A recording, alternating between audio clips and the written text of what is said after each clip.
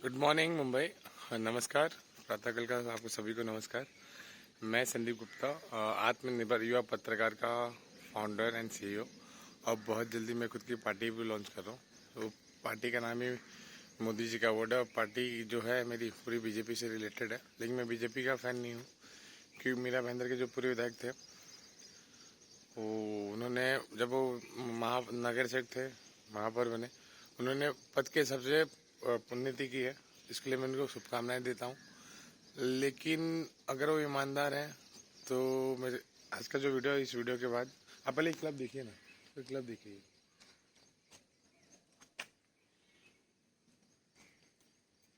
ये क्लब देखिए। ये क्लब जो है 7-11 क्लब। मैं चाहता हूँ 11-12 भी हो जाए, मुझे कोई तकलीफ नहीं होगी, कि जब शहर के लोगों को तकलीफ नहीं है तो मुझे क्यों तकलीफ है, मैं कौन होता हूँ। लेकिन मेरी एक आदत बहुत ख़राब है, जब गरीब परेशान होता है, बहुत ज़्यादा परेशान, जब गरीब मरता है, तभी ये पत्रकार हमेशा सबके लिए आगे आएगा, चाहे कोई भी हो। किसी राज्य के मुख्यमंत्री भी रहेंगे तो भी लड़ेगा, और देश के प्रधानमंत्री तो भी उनके खिलाफ बोलेगा। लेकिन हमारे प्रधानमंत्री जी ने जब जीते थे, जो बोला उसमें से आधे से ज़्यादा काम किए। इसके लिए मैं उनका फ़ैन हूँ। फ़ैन कोई भी किसी का भी हो सकता है। लेकिन आज के बाद एक और मेरे जो ये मेरा वीडियो है, इसमें एक माध्यम है। आज के बाद हमारे देश में जो नारा है ना, बेटी बचाओ बेटी पढ़ाओ, तो इस नारे में कहीं ना कहीं बहुत कमी है। हमें शर्म आनी चाहिए कि हम आज भी अपने देश में बेटी बचाओ बेटी पढ़ाओ का नारा थे। सर, आज के बाद ये नारा बदलता हूँ मैं। जो मेरे फाउंडेशन का नारा रहेगा वो बेटी पढ़ाओ देश आगे बढ़ाओ रहेगा। क्योंकि बेटी बचाओ मतलब क्या है, हमारे देश में अगर बेटियों को आज भी बचाना पड़े तो एक काम कीजिए, वापस चले गांव चलते, शिफ्ट हो जाते। क्या जरूरत है इतने अच्छे शहर में रहना। क्योंकि बड़े जो अमीर होते हैं उनको अपने आजू बाजू वालों से मतलब नहीं होता, और जो गरीब होते हैं उनको सबसे मतलब होता है। तो मैं भी कोई बड़ा आदमी नहीं हूँ। और मेरी जन्मभूमि जो है उत्तर प्रदेश है। तो बहुत जल्दी मैं उत्तर प्रदेश के दौरे पे निकलूंगा, कोलकाता, दिल्ली और बिहार के दौरे पे भी जाऊंगा। मैंने देखा कि जहाँ जहाँ भ्रष्टाचार है वहाँ वहाँ जाऊंगा मैं, कि हमारे शहर में। और एक चीज़ और है, मैं नरेंद्र मेहता जी जो हमारे पूर्व विधायक हैं उन्हें चैलेंज करता हूँ कि आइए मेरे साथ जनता दरबार में बैठी है, कि अगर आप और आपकी टीम आपके कार्यकाल में महानगर पालिका पे जितना भी कर्जा था, 400 करोड़, 5,000 करोड़, वो सब आपको लीगल नोटिस चला जाएगा। क्यों सर, एक बात बताइए। चलिए मानता हूँ कि महानगर पालिका कर्जे हैं, तो अगर महानगर पालिका कर्जे में तो आपने ये 500,000 करोड़ का क्लब कैसे बना लिया। मेरा सवाल एक ही है। अगर आप महानगर पालिका के आज भी आप महापौर नहीं, आज ना विधायक है, ना नगर सेवक है, ना किसी पद पे, तो फिर भी महानगर पालिका के महापौर कैबिनेट में आपका क्या काम। सर, हमें ना शहर की महापौर चाहिए, किसी एक आदमी की नहीं। तो मैं मानी जो ज्योत्सना अलचले जी वो महिला है, अब मैं महिलाओं को पावर देना चाहता हूँ। तो अगली जो शहर की विधायक होगी वो महिला ही होगी। लेकिन कौन होगी मुझे नहीं पता, लेकिन जो रहेगी वो मचाएगी। अभी रैप करना चाहूँगा, मचाएंगे और वो मचाएगी शहर में। और जो मचाएगी ना, पूरा सफाई करेगी। वो बहुत खतरनाक चुना है मैंने शहर के वहाँ पर। और पढ़ी लिखी वहाँ पर है, मतलब पढ़ा लिखा बोलते हैं ना, पढ़ी लिखी बदमाश है वो। और वो बदमाश पूरे शहर को सुधारेगी। उसका नाम अभी नहीं लूंगा, 2022 का इंतजार कीजिए। और जो मेरी पार्टी से जो मेरा पहला मुख्यमंत्री होगा वो कोई IAS IPS ऑफिसर ही होगा, जिसने मुझे आंसर दे दिया मेरे सवाल का। जैसे कि मैंने पूछा था आप सभी को कि अगर पूछा था कि मेरी पहली विदेश यात्रा कौन सी होगी, वो मेरे मोबाइल में आंसर है। तो हमारे शहर के एक IPS ऑफिसर थे, उनका नाम नहीं लेना चाहूँगा मैं, कि वो भी सरप्राइज है उनके लिए। लेकिन उन्होंने आंसर दिया, मुझे कॉल किया, मुझे व्हाट्सअप आया। तो मैं चाहता हूँ अगले मुख्यमंत्री में, जैसे कि मैंने कहा था सर, अगर झारखंड के शिक्षा मंत्री ने लिया 11वीं एडिशन, तो इसके लिए हमारे इससे ज़्यादा शर्म की बात कुछ नहीं हो सकती कि युवा पढ़ता है और नौकरी के पीछे भागता है। सभी युवाओं से अपील, आइए मेरे साथ जुड़िए और आत्मनिर्भर बनिए। मैं चैलेंज करता हूँ, मैं बना सकता हूँ। और किसी को डर लगता है, अगर कोई किसी बाबा का जाता है, बाबा कहता है कि पर्स को यहाँ रखिए, वहाँ रखिए, यहाँ जाइए, ऐसा कीजिए, सर वो झूठ है। एक बात, मुसीबत में जो अपना भगवान बदले ना, उसको देश छोड़ने की पूरी आज़ादी है। तो एक और कहूँगा, ना कोई हिंदू होता, ना कोई मुसलमान होता, ना सिख, कोई ईसाई, सब इंसान बनिए, अपने भगवान की पूजा कीजिए। एक बात होता है, अल्लाह ने कहा है कि मेरे धर्म को आगे बढ़ाओ। इस समय से हमारी औकात है क्या, कि मेरी औकात है क्या मैं राम मंदिर बनाऊँ। सर, भगवान राम तो ऑलरेडी 14 साल वनवास जा चुके थे, फिर आए तो सीता जी पे लांछन लगा। तो मैं आज डिक्लेयर करता हूँ, आज से मेरा नाम रावण। कोई मुझे रावण भी बोलेगा ना तो चलेगा, लेकिन ये रावण ने सीता को इंसाफ दिला। क्यों, रावण से बड़ा ज्ञानी, रावण से बड़ा भक्त शिव जी का। और मैं भी शिव भक्त हूँ। तो आप लोग मुझे रावण भी कह सकते हैं, सुशांत सिंह राजपूत कह सकते हैं, संदीप गुप्ता मत किया। संदीप गुप्ता को मैंने मार दिया और जो मरा मैंने उसका नाम ले लिया। तो मैं चाहता हूँ कि आज के बाद अगर देश में किसी महिला और किसान, दो और तीसरा जवान, महिला, किसान और जवान, ये 3 मुद्दे ही फिलहाल मेरे लिए क्यों सबसे ज्यादा इन्हीं पर अत्याचार हो रहा। जो हमारे देश के जवान है, जो हमारे लिए शहीद होते हैं, हमें शर्म आना चाहिए कि शहीद ही क्यों होते हैं।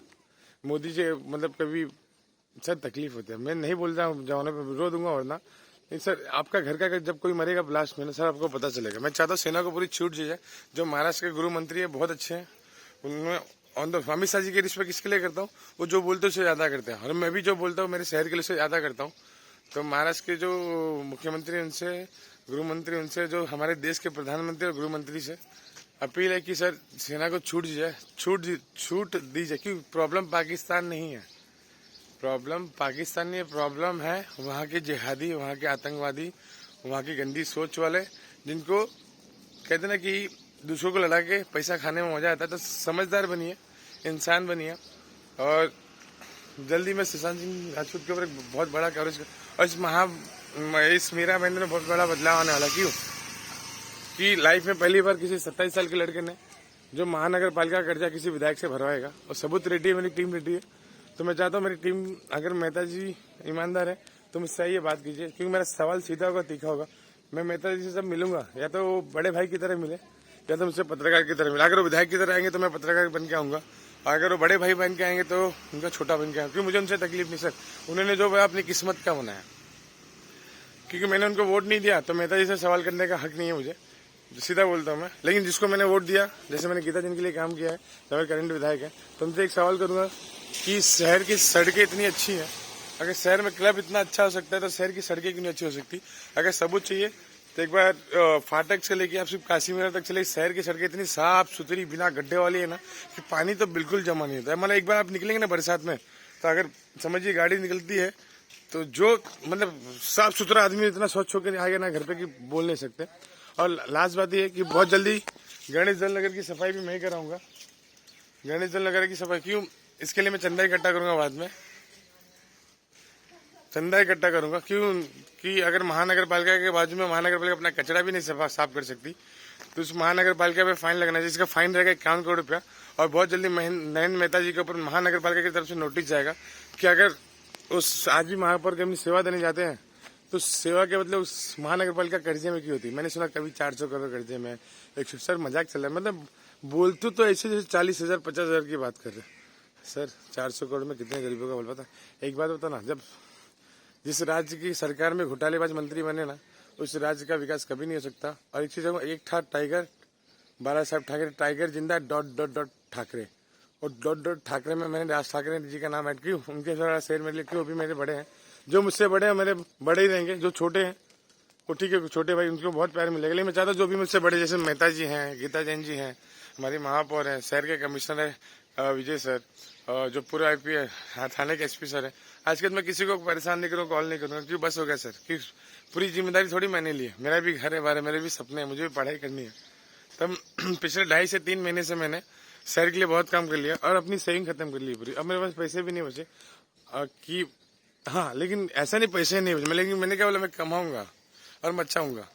तो बहुत जल्दी इस शहर को बहुत बोलते हैं ना, बदमाश पढ़ी लिखी बदमाश महापौर मिलने वाली है, जो शहर का सिर्फ, वो मेरी महापौर नहीं हो भले मेरी पार्टी, लेकिन मेरी, मैंने क्या बोला, शहर की प्रथम महिला जो होती है शहर की होती है, किसी एक की नहीं होती।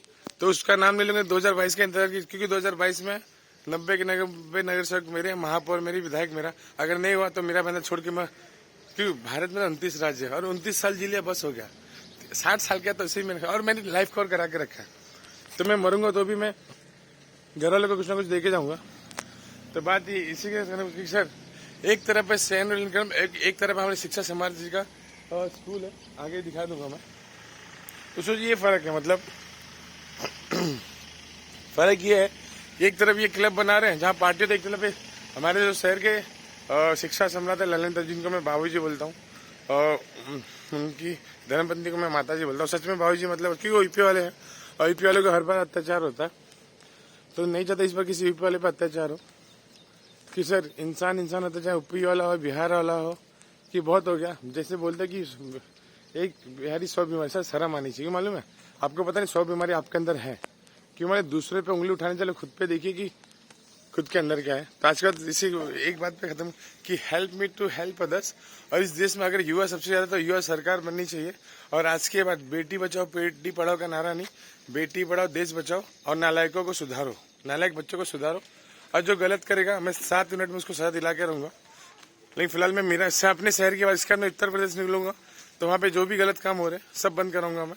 और महाराष्ट्र जो वहाँ के जो हमारे उत्तर प्रदेश की शान और भावी प्रधानमंत्री जो है फ्यूचर के योगी आदित्यनाथ जी, मैं उनका बहुत बड़ा फैन। वो शेर बोलते ना, शेर, असली शेर कोई है आज के डेट में प्रधानमंत्री जी के बाद में तो योगी जी हैं, जो बोलते हैं ना कि सरेंडर कराने के बाद भी एनकाउंटर करवा दे, मतलब एनकाउंटर हो जाता है। तो सोचिए ना सर, ऐसा मुख्यमंत्री बहुत कम मिलता है। तो मैं चाहता हूँ आज अगर उनके 45-50 साल है और वो 100 साल जिए और देश के अगले प्रधानमंत्री बने मोदी जी के बाद में। तो इसी के साथ मैं अपनी बात खत्म। और एक और गुड न्यूज है, मैं बहुत जल्दी आत्मनिर्भर युवा पत्रकार से इंटरनेशनल आत्मनिर्भर युवा पत्रकार बन जाऊंगा। और जैसे ही मेरे आगे इंटरनेशनल लगा तो मैं टूर पे ही निकलूंगा। तब तक मेरा शहर का काम खत्म हो चुका है, लेकिन उसके बाद मैं किसी से नहीं मिलूंगा, चाहे वो शहर की विधायक, क्योंकि जब भी मैं उनसे मिलने जाता हूँ टाइम नहीं है। ये सर, जब आपके वोटरों के लिए आपके पास टाइम नहीं है तब जीतते क्यों? तो ये और मुझे क्या पड़ेगा, जैसे अगर वो एसपी से उन्होंने पढ़ाई की तो मैंने उनसे ज्यादा पढ़ाई की है। मैं तो चैलेंज करता हूँ, कोई भी पढ़ा लिखा इंसान आके मुझसे चैलेंज कर ले। और एक और बात कहूंगा मैं कि बनना है तो रतन टाटा जैसा बनो और दिमाग रखना है तो अब्दुल कलाम जैसा रहो। भारत की तरक्की अपने आप हो जाएगी, मुझे भी जरूरत नहीं पड़ेगी।